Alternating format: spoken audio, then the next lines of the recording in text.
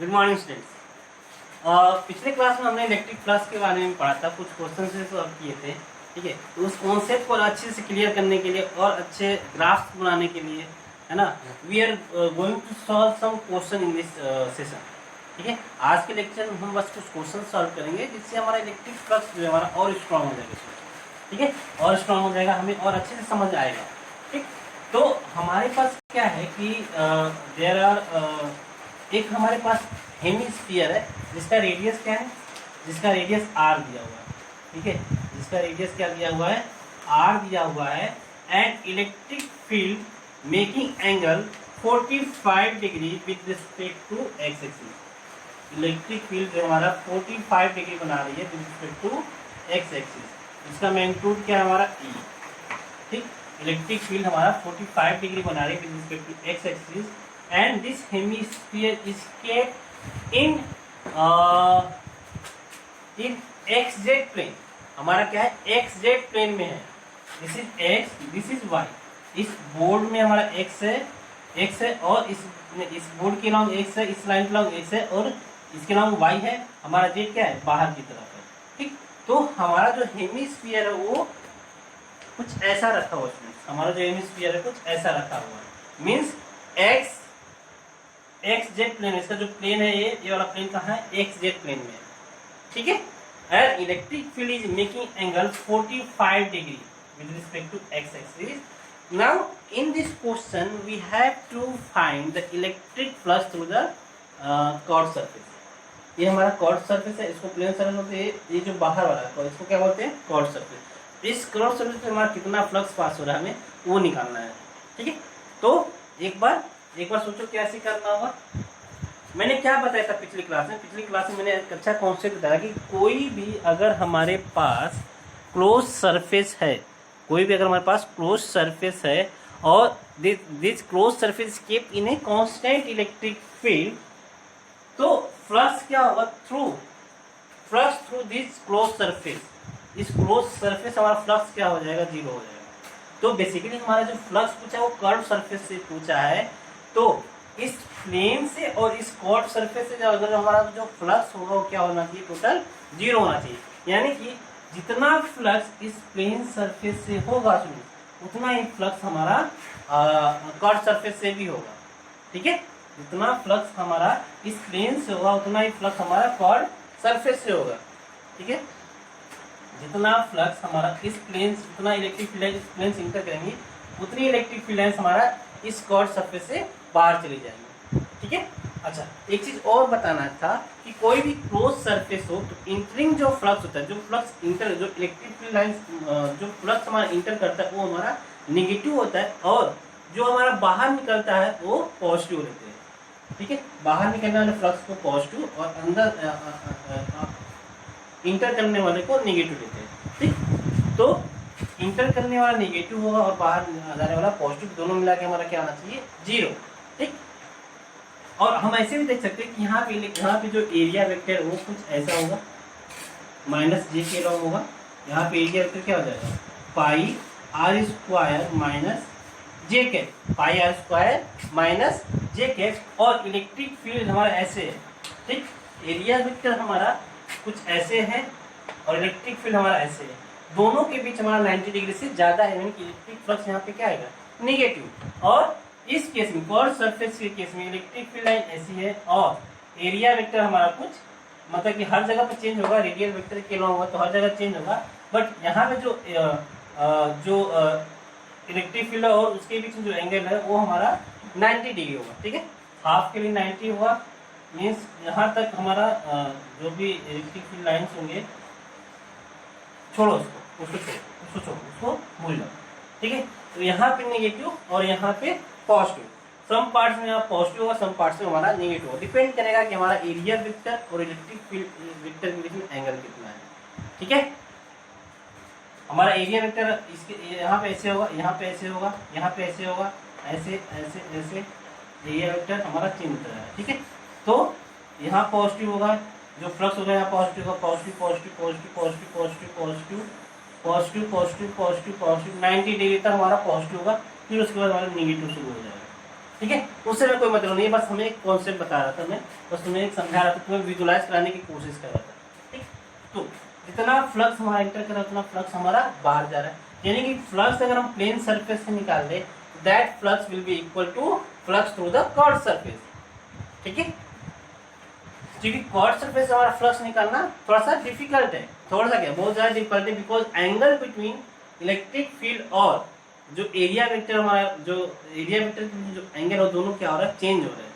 ठीक है, तो हमारा डिफिकल्ट चीज है, उसको निकालना हमारे लिए डिफिकल्ट है, बट इस प्लेन सरफेस से हमारा जो फ्लक्स निकालना वो हमारा इजी है। तो प्लेन सरफेस हमारा कुछ क्या है, कुछ प्लेन सरफेस ऐसा है ना, और इससे जो 45 डिग्री बना था ऑलरेडी क्वेश्चन कर लिया, जो मैंने 37 वाला डिग्री कराया, 37 डिग्री वाला क्वेश्चन कराया था पहले वाला, वही क्वेश्चन है। ठीक है, तो 45 डिग्री बना रहा है।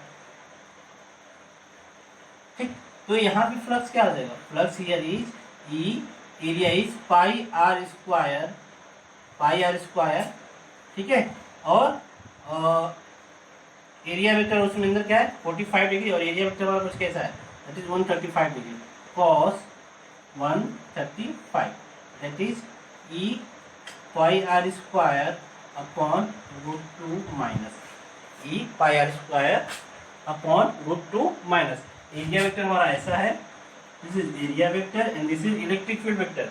ठीक, तो हमारा फाई क्या आ जाएगा, minus E pi r square upon √2, यहाँ माइनस है मीन्स जो कर्व सरफेस से जो हमारा फ्लक्स होगा वो क्या आ जाएगा, पॉजिटिव चार्ज। ठीक है, तो flux through curve surface is phi curve क्या आ गया, phi curve is E pi r square upon √2, E pi r square upon √2। ठीक, नाउ सेकेंड वन करते हैं। आपको समझ में आएगा कि कर्व सरफेस से यहाँ पे ये क्यों पूछा था, क्योंकि वो क्लोज सरफेस वाला कॉन्सेप्ट उसमें इन्वॉल्व था। Second question is E vector is given as, E vector is given as E naught I cap plus 2 E naught J cap, E naught I cap plus 2 E naught J cap and a circular surface of area 5 metre square. एक circular surface है जिसका area जो हमें 5 metre square दिया हुआ है, इसका area क्या दिया हुआ है 5 metre square, and it is said that it is kept parallel to Y Z plane, ये वाई जेड प्लेन के पैरेलल में रखा हुआ है। तो find the flux through this circular plane, इस सर्कुलर प्लेन हमारा कितना फ्लक्स पास हो रहा है हमें वो निकालना है। ठीक है, सर्कुलर प्लेन हमारा रखा किधर है, एक्स वाई प्लेन में रखा हुआ है, नहीं वाई जेड प्लेन में रखा हुआ है, वाई जेड प्लेन में रखा हुआ है। ठीक है, बेसिकली मतलब कि जो हमारा जो सर्कल है कुछ ऐसा रखा हुआ है, मान लेते हैं एक्स है, ये वाई है और ये जेड है, तो बेसिकली हमारा जो सर्कुलर एरिया है वो कुछ ऐसा रखा हुआ है, this is X, this is Y, X Y and this is Z. ठीक, एक्स वाई एंड जेड, तो हमारा प्लेन कुछ ऐसा है, हमारा प्लेन क्या है कुछ ऐसा रखा हुआ है, विजुलाइज हो रहा है। तो इस एरिया वेक्टर क्या होगा, एरिया वेक्टर क्या होगा, हमारा एरिया का मैग्नीट्यूड दिया हुआ दैट इज 5 मीटर स्क्वायर, और डायरेक्शन क्या होगा आई कैप, डायरेक्शन क्या हो जाएगा आई कैप, क्योंकि आई कैप इज एक्स सी, कोई भी प्लेन अगर वाई जेड प्लेन में है तो उसका जो वेक्टर होगा मीन्स जो डायरेक्शनल वेक्टर होगा वो एक्स के लॉन्ग, अगर कोई एक्स वाई में है तो जेड के लॉन्ग जो है उसका डायरेक्शनल वेक्टर होगा। ठीक है, तो यहाँ पे एरिया वेक्टर आ गया, area vector here is 5 i cap, 5 i cap. Here E naught is given 100 volt per metre, E naught is given 100 volt per metre, तो हमारा फ्लक्स क्या आ जाएगा इसमें, flux is vector E dot, ठीक है, because electric field is constant तो directly हम ले सकते हैं ई डॉट ए, तो हमारा आ जाएगा 5 i cap that is 5 E naught, 5 E naught that is 500 volt metre, 500 volt metre, ये हमारा क्या आ गया flux through this plane area. ठीक है, now next question is,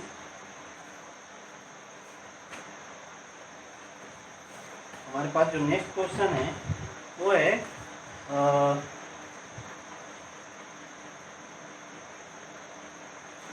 next question है, एक इलेक्ट्रिक फील्ड दिया हुआ है, इलेक्ट्रिक फील्ड दिया हुआ है हमारे पास,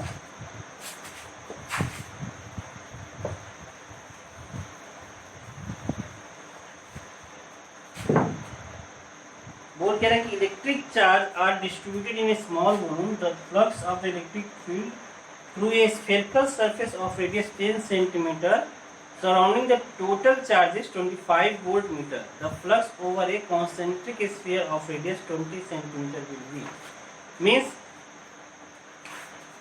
किसी स्मॉल सरफेस है, किसी स्मॉल स्फीयर से जिसका रेडियस क्या है, रेडियस है हमारा 10 सेंटीमीटर, इससे जो फ्लक्स पास हो रहा है, जो फाई है, इस सरफेस से जो फ्लक्स पास हो रहा है वो दिया है 25 वोल्ट मीटर, 25 वोल्ट मीटर दिया हुआ है। ठीक है, तो इसी सर्कल के अराउंड अगर एक 20 सेंटीमीटर का एक स्फीयर ड्रॉप है, concentric sphere, they are concentric sphere, जिसका कॉन्सेंट्रिक में जिस स्फीयर्स के सेंटर्स क्या है, कॉमन। ठीक, इस सरफेस से हमारा जो फ्लक्स दिया वो 25 वोल्ट मीटर दिया, इस बड़े वाले स्फीयर से हमारा फ्लक्स क्या होगा। ठीक है, 25 वोल्ट मीटर, हमारा आंसर क्या है 25 वोल्ट मीटर। बिकॉज जितनी इलेक्ट्रिक फील्ड लाइंस इस सरफेस को क्रॉस कर रही होंगी, उतनी इलेक्ट्रिक फील्ड लाइंस इस सरफेस को भी क्रॉस कर रही होंगी, because this two surface are close surface. ठीक है, तो जो भी इलेक्ट्रिक फ्लक्स होंगे, जो भी इलेक्ट्रिक फ्लक्स, जितनी इलेक्ट्रिक फील्ड लाइंस इसको क्रॉस कर रही होंगी, उतनी इलेक्ट्रिक फील्ड लाइंस हमारी इसको भी क्रॉस कर रही होंगी, तो हमारा जो फ्लक्स होगा वो 20 सेंटीमीटर रेडियस है, वो भी हमारा क्या होगा, इस सरफेस से भी हमारा 25 वोल्ट मीटर ही रह जाएगा स्टूडेंट्स। ठीक है, 25 वोल्ट मीटर ही रह जाएगा। ठीक है, जैसे एक और क्वेश्चन करते हैं तो आपको एक क्वेश्चन और अच्छे से समझ में आएगा। एक चार्ज है हमारे पास Q, एक चार्ज है हमारे पास Q,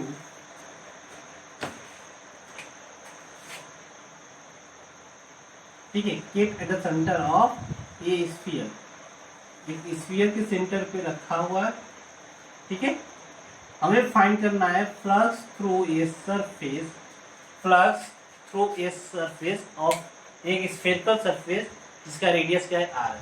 हमें फाइंड करना है through a spherical surface which have radius r। ठीक, अब देखो एक चार्ज क्यों रखा हुआ, इस सेंटर पे रखा हुआ है, इस सेंटर पे चार्ज रखा तो उसकी वजह से कुछ इलेक्ट्रिक फील्ड होगा, तो कुछ इलेक्ट्रिक फील्ड लाइंस इस सरफेस को क्रॉस कर रही होंगी, तो उसकी वजह से कुछ इलेक्ट्रिक फ्लक्स आएगा, वो हमें सॉल्व करना है, वो हमें निकालना है। ठीक है, रेडियस r दिया होगा। ठीक, तो अगर r रेडियस है तो r रेडियस में इस सरफेस पे हमारा इलेक्ट्रिक फील्ड कितना होगा, E by a point charge, we know that Q by 4 pi epsilon naught r square, Q by 4 pi epsilon naught r square। ठीक, और जो इलेक्ट्रिक फील्ड वेक्टर होगा, इलेक्ट्रिक फील्ड वेक्टर होगा वो रेडियली आउटवर्ड होगा,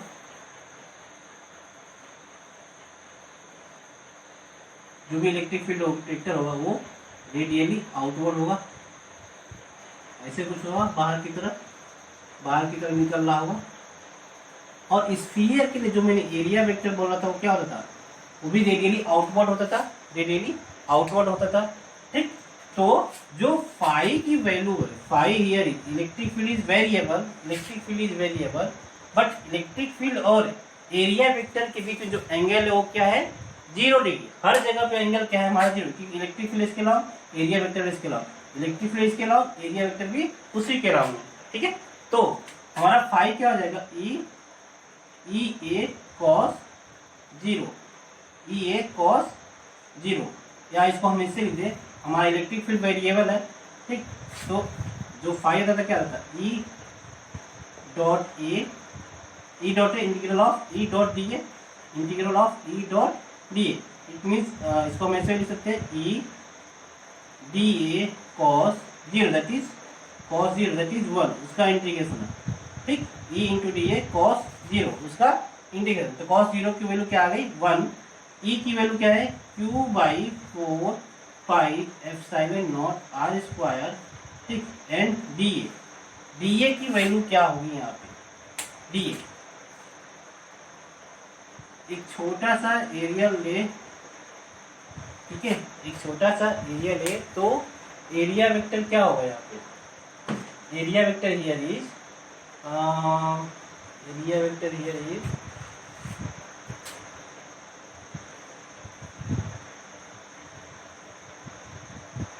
area vector here is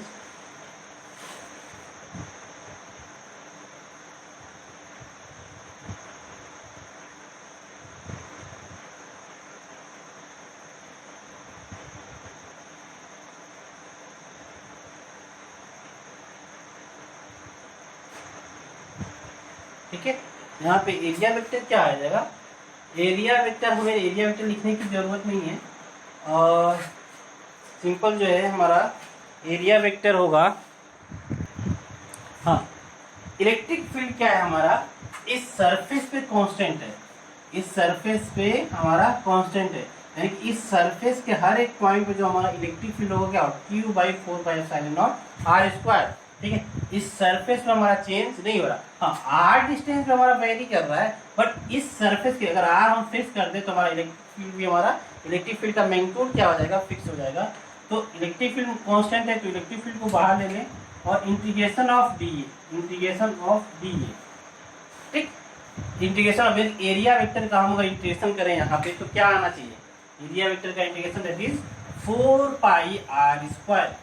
एक sphere का area क्या होता है, सरफेस एरिया इज 4πr², तो हमारा जो फाई हो जाएगा, phi is equal to Q/4πε0r² into 4πr², that means that is equal to Q/ε0, ठीक है सर। तो यहाँ पे आप देखो कि किसी भी क्लोज सरफेस, ये स्फेरिकल क्लोज सरफेस जो हमारा फाई है that is equal to Q/ε0, r पे हमारा डिपेंड ही नहीं कर रहा है। अगर आर का कोई टर्म आता तो उससे क्या होता कि जैसे जैसे हम आर बढ़ाते या घटाते तो हमारा जो फ्लक्स होता है वो भी हमारा चेंज होता, ठीक है। इस केस में हमारा जो फ्लक्स है वो हमारा आर पे डिपेंड ही नहीं कर रहा, तो फ्लक्स की वैल्यू क्या आएगी, Q/ε0, ठीक है, विच इज कांस्टेंट। तो कितना भी बड़ा हम स्फीयरिकल सरफेस ले ले, हमारा जो फ्लक्स क्या आ जाएगा, हमेशा क्या आ जाएगा, constant, and that is equal to Q/ε0, ठीक। नाउ अंदर क्वेश्चंस करते हैं, कुछ और क्वेश्चंस करते हैं। ओके, ये अच्छा क्वेश्चन था।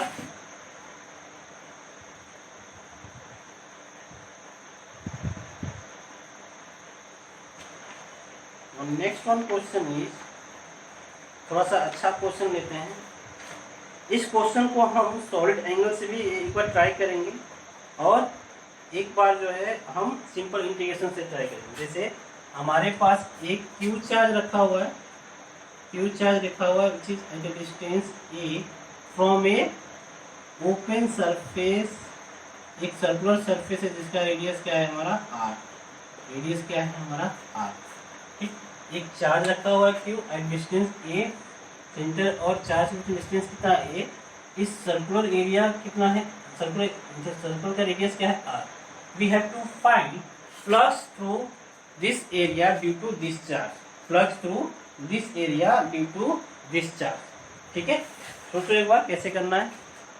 यहाँ पे क्या है कि r जो हमारा डिस्टेंस है, इलेक्ट्रिक फील्ड हमारा वेरिएबल है, इस थ्रू आउट प्लेन में हमारा जो इलेक्ट्रिक फील्ड है, इलेक्ट्रिक फील्ड का जो मैग्नीट्यूड है वो वेरिएबल है, और एंगल भी हमारा क्या हो रहा है, इलेक्ट्रिक फील्ड और एरिया के बीच में जो एंगल है वो हमारा चेंज हो रहा है।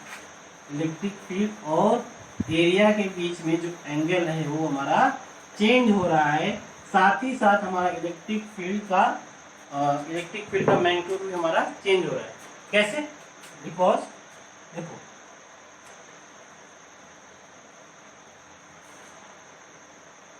देखो हमारे पास क्या था कि ये एक स्फीयर था, ठीक। अब ये हमारा जो रेडियल डिस्टेंस है, यहाँ पे इलेक्ट्रिक फील्ड कुछ और होगा, यहाँ पे इलेक्ट्रिक फील्ड के मैग्नीट्यूड कुछ और होगा, ठीक है। सिमिलरली यहाँ पे भी जैसे जैसे हम रेडियस मतलब कि आर के लॉन्ग बढ़ते जाएंगे, इस रेडियस के लॉन्ग बढ़ते जाएंगे तो हमारा इलेक्ट्रिक फील्ड का मैग्नीट्यूड चेंज होगा। साथ ही साथ हमारा जो डायरेक्शन है, जो हमारा एंगल है बिटवीन एरिया वेक्टर और इलेक्ट्रिक फील्ड वेक्टर, वो हमारा चेंज होगा। ठीक, यहाँ पे एरिया वेक्टर जो होगा उसके बीच में कुछ और एंगल होगा, यहाँ पे एरिया वेक्टर और इलेक्ट्रिक फील्ड के बीच में जो एंगल होगा वो कुछ और होगा। ठीक है, तो हम क्या करेंगे कि उसका मैं थोड़ा सा ऐसे भी बनाता हूँ। आर डिस्टेंस पे जाके, स्मॉल आर डिस्टेंस पे जाके हम डी आर थिकनेस का एक रिंग लेंगे।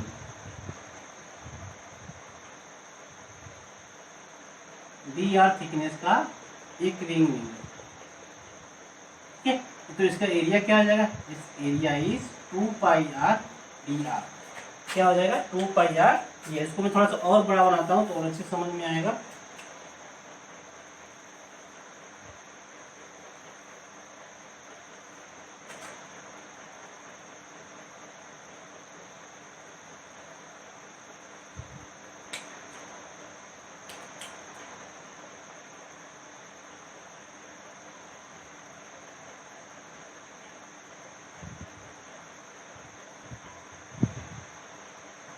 ठीक है, इसका एरिया वेक्टर क्या हो गया?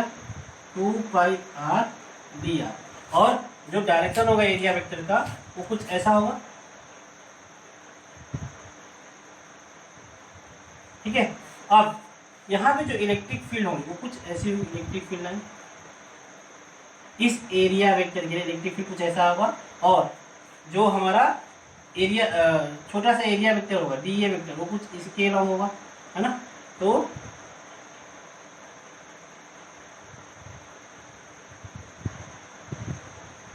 This is theta, means this is theta. ठीक है, ध्यान से देखो स्टूडेंट्स, एक बार मैं दिखाता हूँ आपको थोड़ा सा।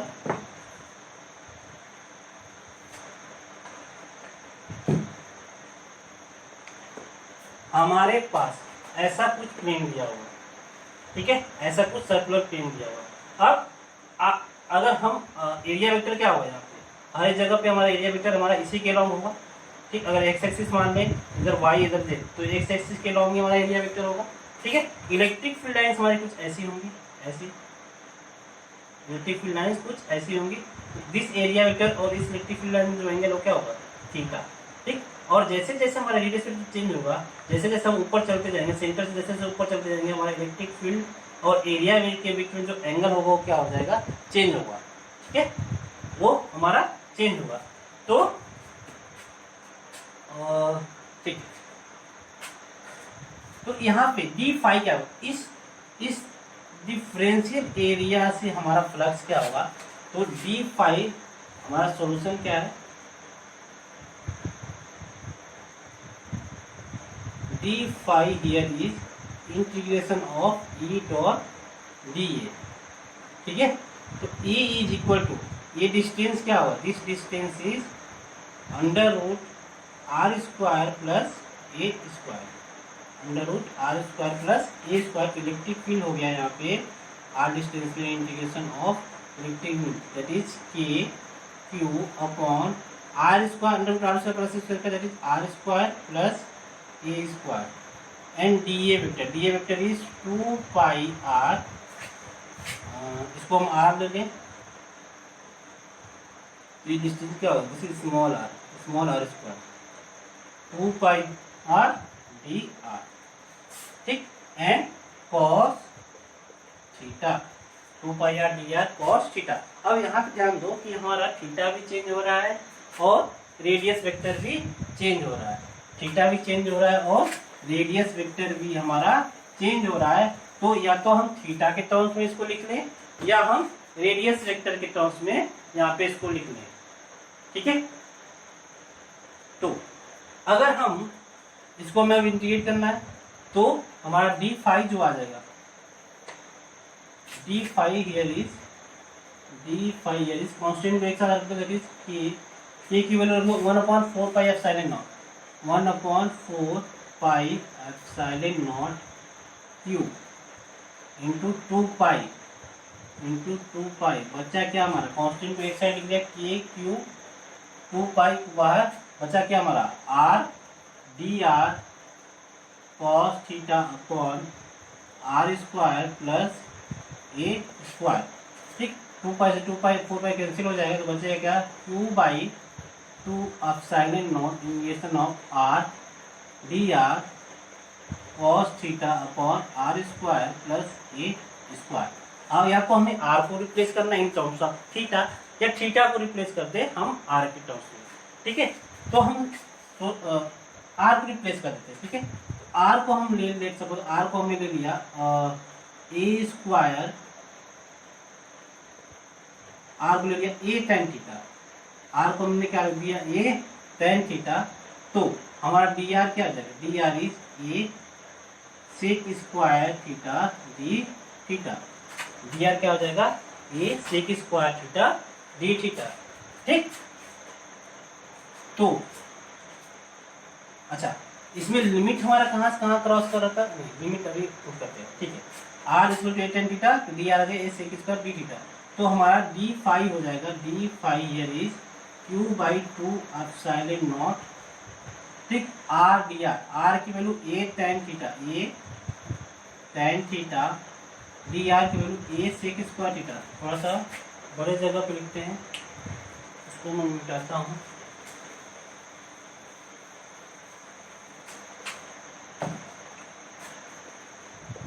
डी फाइव हमारा आ गया, d phi is Q by 2 epsilon naught integration of r की value a tan theta, a tan theta into d r की वैल्यू क्या आ गई, डी आर की value a sec square theta, a square कर दूं, a sec square theta d theta, r क्या d r क्या एन कॉस थीटा, नीचे r square plus a square, r square को क्या माने a square ten square theta, तो ए square को कॉमन ले, यहाँ पे ए स्क्वायर को क्या कॉमन बचेगा, टेन स्क्वायर थीटा प्लस 1, अब tan square theta plus 1 is sec square theta, that is a square sec square theta आ गया। नीचे क्या आ गया, a square sec square theta. ठीक, तो यहाँ से हमारा क्या आ गया, a square sec square theta cancel out, बचेगा tan theta cos theta d theta, तो tan theta into cos theta that is sine theta, basically our 2 q by 2 epsilon not sine theta d theta, sine theta d theta. ठीक, अब theta के terms में आ गया student, तो हमारा integration करना हमारा इस आसान हो गया। ठीक, थीटा की वैल्यू कैसे लिख सकते हैं, थीटा कहाँ से कहाँ वेरी कर रहा है, थीटा वेरी फ्रॉम, थीटा क्या होगा, जो हमारा जो डिफरेंशियल एरिया होगा वो आर इक्वल टू 0 पे होगा, आर इक्वल टू 0 पे, तो थीटा वेरी थीटा होगा हमारा 0। ठीक, और जब ये वाला कंपोनेंट हम लेंगे तो थीटा क्या हो जाएगा, थीटा इज कॉस के टर्म्स में लिखते हैं, theta here is cos theta here is cos theta here is, इस केस में इस बड़े वाले ट्रिंगल में देखते हैं, इस बड़े वाले ट्रिंगल में cos theta is base that is a upon under root r square plus a square, that means it implies theta is equal to cos inverse a upon r square plus a square.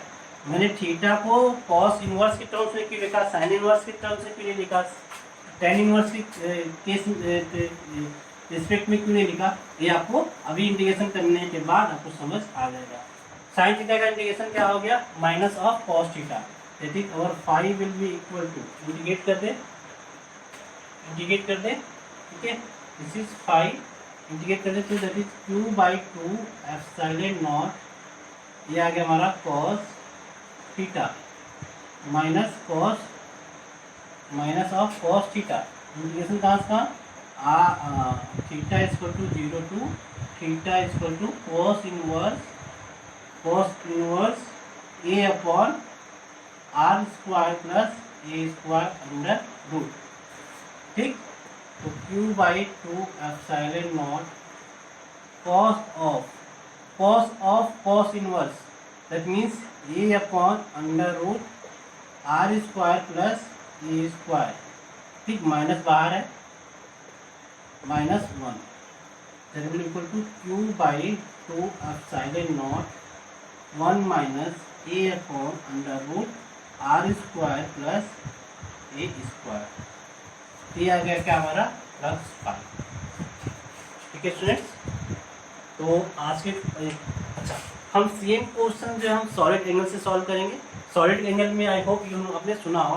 तो next class में मैं solid solid angle के बीच solid angle का कुछ बताकर solid angle के बारे में पढ़ाऊंगा। उसके बाद ये सेम क्वेश्चन हम सॉलिड एंगल से करेंगे, जो कि हमारा एक लाइन का आंसर में आ जाएगा। ठीक है, ये सेम सॉल्यूशन जो हमारा एक लाइन में आ जाएगा। ठीक है, तो मिलते हैं नेक्स्ट क्लास में। आज के लिए thank you everyone, thank you.